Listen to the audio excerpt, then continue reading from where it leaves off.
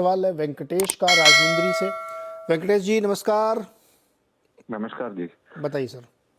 Actually HDFC और HUL के बारे में पूछना चाहता हूँ सर। HUL मेरा 1000 शेयर है 2676 रेट पर एंड HDFC बैंक 1000 शेयर है 1673 रेट पर। मैं 1.5 ईयर से होल्ड कर रहा हूँ सर, इसका क्या करना है सर? ओके, इंटरेस्टिंग है दोनों क्वेश्चन। अच्छा, आप एक एक करके लेते हैं। पहले HUL बताइए राजेश जी। हाँ जी, 2676 पे लिया है वेंकटेश जी ने, थोड़ा ऊपरी प्राइस पे है ये क्या आपने करना चाहिए? शॉर्ट टर्म के लिए लिया था या पोजिशनल लिया था? नहीं, एक्चुअली लॉन्ग टर्म के लिए लिया था, लेकिन ये डे बाई डे तो गिरते जा रहे सर, इसका क्या है? ऐसे ये देखिए, जी क्यों ठीक नहीं है, कर रहे? I got your point. देखिए, HUL का अगर आप चार्ट देखें तो 2300 के आसपास इसका 200 वीक्स का सपोर्ट बनता है।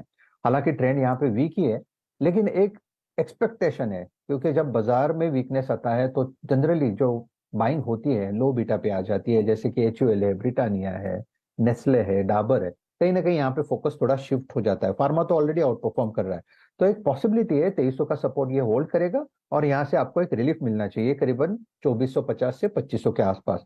2500 के आसपास अगर ये अटकेगा तो फिर मुझे लगता है वहां पे आपको एग्जिट लेना पड़ेगा। बट फॉर द टाइमिंग में इतना कहूंगा, जब तक 2300 टूटे नहीं तब तक दिक्कत नहीं है, तो आपका स्टॉप लॉस होगा 2250। और दूसरा HDFC बैंक 1673 पे लिया है 1673 पे। देखिए, मुझे लगता है HDFC बैंक में हमारा जो ओवरऑल, अगर आप CNBC की भी बात करें तो हमारा सबका व्यू यहाँ पे पॉजिटिव ही बन रहा है। यहाँ पे कहीं ना कहीं बॉटम फिशिंग हो रही है, बॉटम फॉर्मेशन बन रहा है 1400 1450 यहाँ पे एक्यूमुलेशन हो रहा है। और सामने मुझे लगता है नीरज जी, जो शॉर्ट टर्म भी अगर हम सोचे तो जो टारगेट्स आइडेंटिफाई हो रहे हैं वो 1550 के हैं।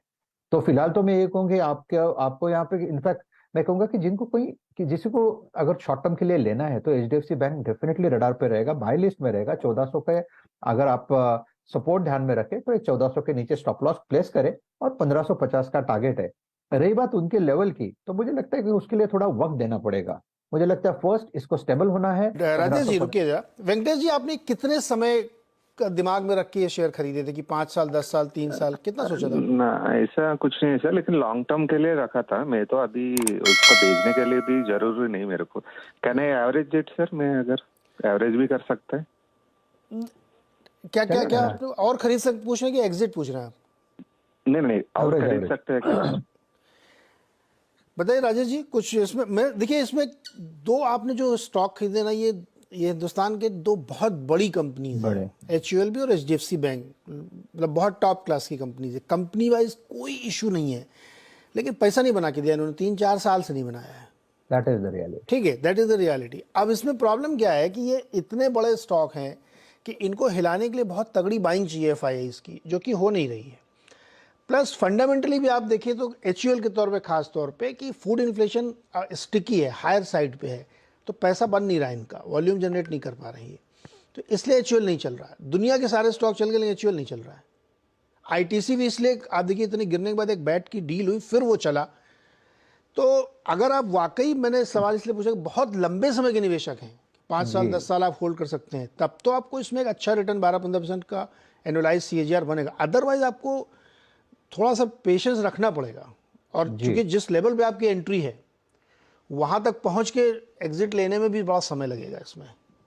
तो वेंकटेश जी, आपको वेट करना पड़ेगा दोनों स्टॉक में। क्वालिटी वाइज में कोई इश्यू नहीं, बहुत अच्छी कंपनीज हैं। लेट्स से कि अब लार्ज कैप शायद चलें, मिड कैप गिरा लिया है तो लार्ज कैप चलना ही चाहिए। देखते हैं क्या होता है इसमें।